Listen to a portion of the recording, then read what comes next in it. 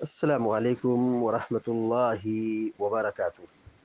الحمد لله رب العالمين والعاقبة للمتقين والصلاة والسلام على أشرف الأنبياء والمرسلين نبينا محمد وعلى آله وصحبه أجمعين ومن تبعهم بإحسان إلى يوم الدين. أما بعد، فقال الله عز وجل: أعوذ بالله من الشيطان الرجيم. نساؤكم حرث لكم فأتوا حرثكم أن شئتم وقدموا لأنفسكم واتقوا الله واعلموا أنكم ملاقوه وبشر المؤمنین. سورۃ البقرہ کی آیت نمبر 223 ابھی آپ کے سامنے پڑھی گئی ہے۔ آیت کا ترجمہ یہ ہے، اللہ تبارک و تعالیٰ فرماتا ہے: نساؤکم حرث لکم، تمہاری بیویاں تمہارے لیے کھیتی ہیں، تمہاری بیویاں تمہارے لیے کھیتی ہیں، یعنی تمہاری کھیتی ہیں۔ فأتوا حرثکم انا شئتم، تم اپنی کھیتی میں جیسے چاہو داخل ہو، جیسے چاہو آؤ۔ وقدموا لانفسکم، اپنے لیے آگے بھیجو، اپنے لیے آگے بھیجو یعنی نیک اعمال کرو۔ واتقوا اللہ، اللہ تعالیٰ کا تقوی اختیار کرو۔ واعلموا انکم ملاقوہ، اور یہ بات یاد رکھو اچھی طرح کہ تم اس سے ملنے والے ہو، یعنی اللہ سے ملاقات ہوگی، اللہ سے ملنا ہے۔ گویا کہ یہ تنبیہ کی جا رہی ہے کہ اللہ تعالیٰ کا تقوی اختیار کرو، ڈرو، اور یہ بات یاد رکھو کہ اللہ سے ملنا ہے، حساب و کتاب دینا ہے۔ وبشر المؤمنین،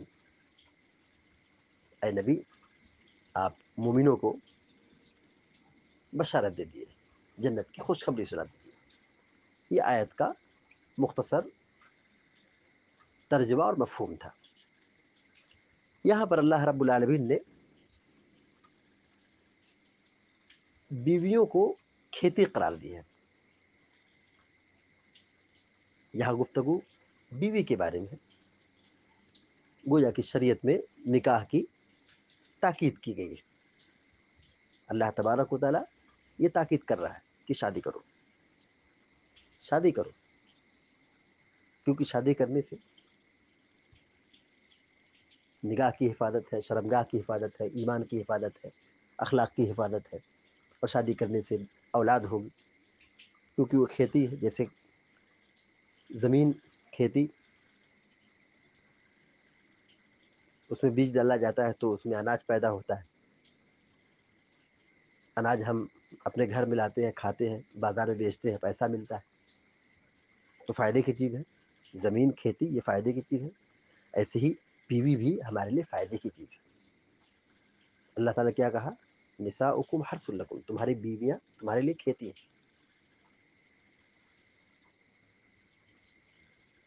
تو کھیتی ہیں تو اس کا خیال رکھو۔ فأتوا حرثکم انا شئتم، تم اپنی کھیتی میں جیسے چاہو آؤ، یعنی اشارہ یہاں پہ بیوی سے فائدے کے تعلق سے، کہ بیوی سے ہر طرح فائدہ اٹھاؤ۔ اشارہ جمع کی طرف ہے، کیونکہ یہودیوں کا ایک طبقہ تھا، یہودی یہ خیال کرتے تھے کہ اگر عورت کو پیٹ کے بل لٹا کر پیچھے سے اگلی شرمگاہ میں ہم بستری کریں تو بچہ بھینگا پیدا ہوتا ہے، بچہ احول مطلب بھینگا پیدا ہوتا ہے، یعنی اس کی بینائی، اس کی آنکھ صحیح نہیں ہوتی، اس کی آنکھ ٹیڑھی ہوتی ہے۔ یہ یہود کا خیال تھا، تو یہودیوں کی تردید میں آیت نازل کی گئی کہ بیوی فائدے کی چیز ہے، جیسے چاہو اس سے فائدہ اٹھاؤ، بس یہ کہ دخول کا راستہ ایک ہونا چاہیے، اور وہ اگلی شرمگاہ ہے، کیونکہ جیسے کھیت میں بیج ڈالتے ہیں تو اس سے پودا نکلتا ہے، پھر دانہ نکلتا ہے، تو اگر بیج ہم اس کی مناسب جگہ پہ نہیں ڈالیں گے تو اناج نہیں پیدا ہوگا۔ یہی معاملہ عورت کا ہے کہ اگر ہم مادہ منویہ انزال اس جگہ پہ کریں گے جہاں اس کی اصل جگہ ہے، تو ایک نتیجہ خیز خبر آئے گی، ولادت ہوگی، بچے کی پیدائش ہوگی، بچہ ہوگا۔ لیکن اگر انزال ایسی جگہ پہ ہو جو اس کی جگہ نہیں ہے، شرعی نہیں، تو اس سے بچہ پیدا نہیں ہو سکتا ہے۔ تو اللہ رب العالمین نے یہاں پر بیوی سے فائدہ اٹھانے کا حکم دیا ہے، اور وہ ہے اصل جگہ اس کی اگلی شرمگاہ، اس کی اگلی شرمگاہ۔ بیک سائڈ سے، مطلب اس کے پاخانے کے راستے میں ہم بستری کرنا یہ بہت بڑا گناہ ہے، اور یہ راستہ ہم بستری کا ہے بھی نہیں، جمع کا راستہ یہ ہے بھی نہیں، یہ مرد کے لیے بھی حرام ہے۔ یعنی مرد سے اس طرح اپنی شہوت پوری کرے، جیسے لواطت کا معاملہ ہے جو قوم لوط کرتے تھے، یہ بھی حرام ہے۔ اور اگر کوئی اپنی ہی بیوی سے اس کی پچھلی شرمگاہ میں ہم بستری کرے جو پاخانے کا راستہ ہے، تو یہ بھی حرام ہے۔ اللہ کے نبی علیہ الصلوۃ والسلام نے اس پر لعنت بھیجی ہے، ملعون من اتی امرأتہ فی دبرها، ملعون ہے وہ شخص جو اپنی بیوی کی شرمگاہ میں اپنی شہوت پوری کرے۔ شیخ سعدی رحمۃ اللہ علیہ نساؤکم حرث لکم فأتوا حرثکم انا شئتم کی تفسیر لکھتے ہیں، مقبلۃ ومدبرۃ، غیر انه لا يكون الا في القبل لكونه موضع الحرث وهو الموضع الذي يكون منه الولد۔ کہتے ہیں کہ بیوی سے فائدہ اٹھاؤ، مطلب اس کو سلا کر، لٹا کر، مگر ہر صورت میں کیا ہو، چاہے آگے سے آئے چاہے پیچھے سے آئے، ہر صورت میں اگلی شرمگاہ میں دخول ہونا چاہیے، کیونکہ یہی اگلی شرمگاہ یہ کھیتی کی جگہ ہے، یعنی اسی جگہ پر بیج ڈالیں گے تو بچہ پیدا ہوگا۔ وهو الموضع الذي يكون منه الولد، کہا یہ وہ جگہ ہے جہاں سے بچہ پیدا ہوتا ہے، یعنی بچہ کہاں سے نکلتا ہے، پچھلی شرمگاہ سے نہیں نکلتا ہے، بچے کی ولادت عورت کی اگلی شرمگاہ سے ہوتی ہے، تو وہی ولادت کی جگہ ہے، وہی بیج ڈالنے کی بھی جگہ ہے، وہیں پر دخول ہوگا۔ اس کے آگے کہتے ہیں شیخ سعدی رحمۃ اللہ علیہ، وفیہ دلیل علی تحریم الوطء فی الدبر، کہ عورت کی پچھلی شرمگاہ میں پاخانے کے راستے میں وطی کرنا، دخول کرنا، ہم بستری کرنا یہ حرام ہے۔ یہ آیت اسی کی طرف اشارہ کرتی ہے، لأن اللہ تعالی لم یبح اتیان المرأة الا فی الموضع الذی منه الحرث، کیونکہ اللہ تعالیٰ نے اسی جگہ فائدہ اٹھانے کا حکم دیا ہے جو کھیتی کی جگہ ہے، اور کھیتی کی جگہ وہی ہے جو اس کی اگلی شرمگاہ ہے، تو وہی اسی سے فائدہ اٹھایا جائے گا، وہیں پر دخول ہوگا۔ اور اس مفہوم کی، یعنی عورت کی پچھلی شرمگاہ میں ہم بستری یا شہوت پوری کرنے کے حوالے سے بہت ساری ایسی روایتیں ہیں جو اس کی حرمت پر دلالت کرتی ہے، اور بعض اہل علم نے یہاں تک کہا ہے کہ اس پر اجماع ہے، اس پر کیا ہے، اجماع ہے کہ پچھلی شرمگاہ میں ہم بستری کرنا یہ حرام ہے، اس پر اجماع ہے، کیونکہ اللہ کے نبی علیہ الصلوۃ والسلام نے لعنت بھیجی ہے، اللہ کے نبی علیہ الصلوۃ والسلام نے لعنت بھیجی ہے۔ اللہ تعالیٰ نے اس سے پہلے حیض میں ہم بستری کرنے سے منع کیا ہے، کہ مدت حیض میں ہم بستری کرنا منع ہے، کیونکہ وہ گندگی ہے۔ تو پچھلی شرمگاہ میں جو گندگی ہے، جو پاخانہ ہے، جو نجاست ہے، وہ خون سے زیادہ سنگین ہے، زیادہ خبیث ہے، تو وہ حصہ جب حرام ہو سکتا ہے خون کی وجہ سے، جب حیض کا خون آتا ہے، تو عورت کی پچھلی شرمگاہ میں جو پاخانہ ہے، جو گندگی ہے، وہ تو ہمیشہ ہے۔ تو اس نقطے کو بہت اچھی طرح سمجھنے کی ضرورت ہے کہ اللہ تعالیٰ نے عورت کی شرمگاہ کو حرام کر دیا اس کے حیض کی مدت میں، تو اب بتائیے پچھلی شرمگاہ میں جو پاخانہ ہے، جو گندگی ہے، وہ تو ہمیشہ ہے، اور وہ بلڈ سے زیادہ خطرناک ہے، زیادہ خبیث ہے، تو بدرجہ اولا اس میں ہم بستری کرنا یہ سنگین اور خطرناک ثابت ہوگا۔ اور اس کے میڈیکل اور طبی نقصانات ہیں، وقت نہیں کہ ان سب چیزوں کی وضاحت کی جائے، بس یہ یاد رکھیں کہ اللہ تعالیٰ نے عورت کی اگلی شرمگاہ کو حلال کیا ہے، اسی میں ہمارے لیے سکون ہے، اسی میں ہمارے لیے بھلائی ہے، اسی میں ہمارے لیے خیر ہے، اسی میں ہمارے لیے اولاد ہے۔ اور اس کے علاوہ جو غیر فطری راستے ہیں، جیسے پچھلی شرمگاہ، تو یہ سب گناہ اور حرام اور بیماری اور پریشانی کا ذریعہ ہے، اور اس میں مشقت بھی ہے، تکلیف بھی ہے، دونوں اعتبار سے، اور لذت بھی نہیں۔ لذت اور تلذذ اسی صورت میں ہے جب فطری طور پر اپنی شہوت پوری کرے، اور وہ راستہ نکاح کے ذریعے اگلی شرمگاہ ہے، اور پچھلی شرمگاہ میں اس سے تلذذ اور لذت سکون حاصل نہیں ہو سکتا ہے۔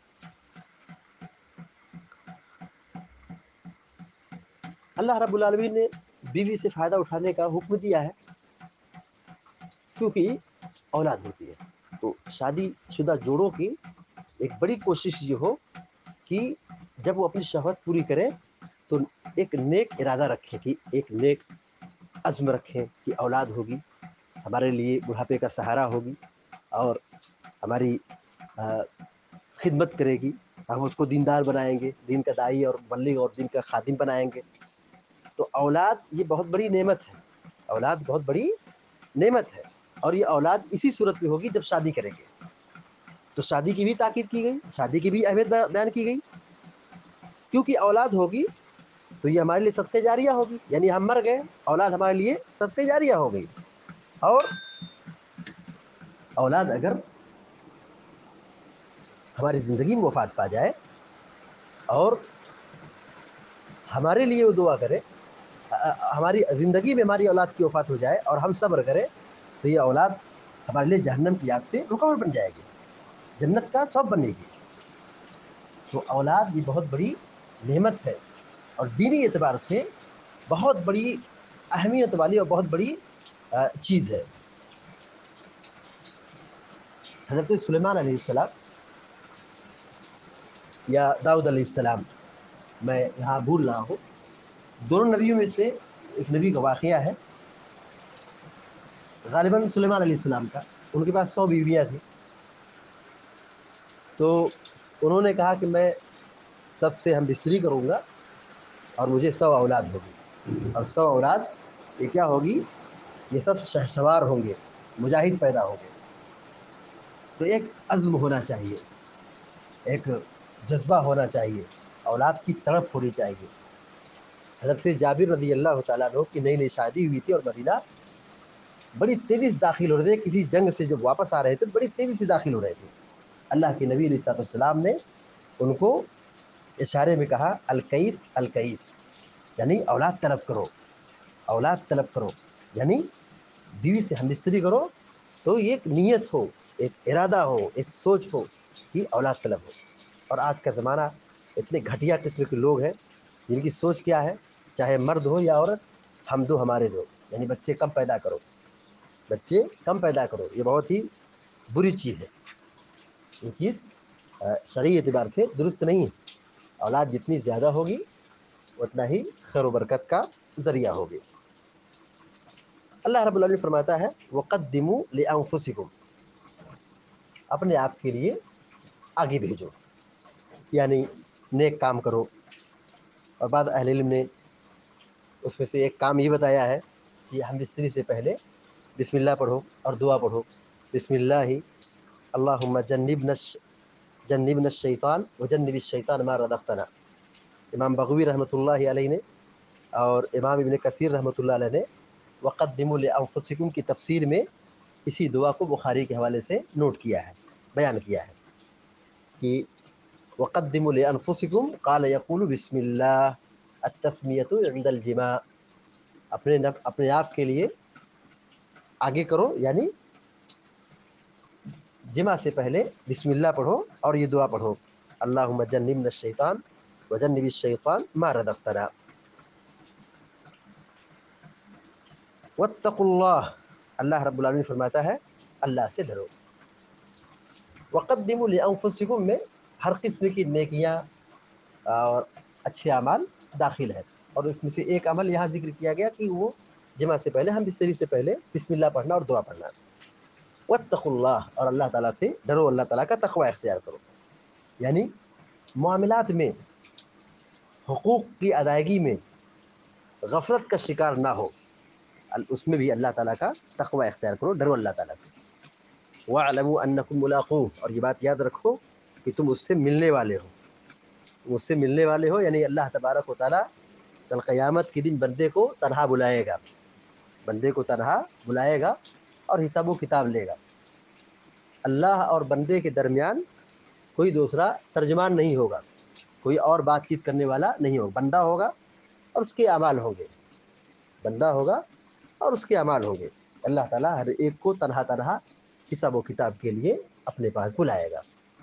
تو یہ ملاقات برحق ہے، حساب و کتاب برحق ہے، قیامت کا دن برحق ہے، جزا و سزا کا دن برحق ہے، حساب و کتاب ہوگا۔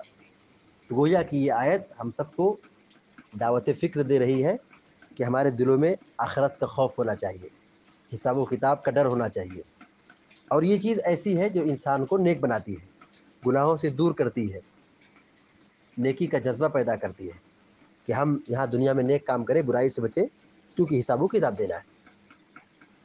وبشر المؤمنین، اللہ تعالیٰ کہتا ہے اے نبی آپ مومنوں کو بشارت دے دیجیے، یعنی جو اچھے ہیں، اخلاق والے ہیں، مومن ہیں، اللہ اور بندوں کے ساتھ اچھے معاملات کرنے والے ہیں، تو ایسے لوگوں کو بشارت دے دیجیے کہ جو بندگی کرنے والے ہیں اور خالق اور مخلوق کے حقوق ادا کرنے والے ہیں، تو ان کو جنت کی بشارت دے دیجیے۔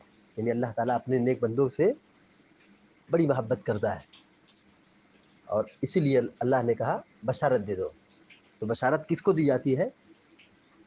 جس سے آدمی محبت کرتا ہے۔ تو اللہ تعالیٰ اپنے نیک بندوں سے محبت کرتا ہے، اس لیے ان کو تسلی دی، ان کو حوصلہ دلایا کہ نیکی کرو، نیکی کرو گے تو جنت ملے گی، بشارت ملے گی۔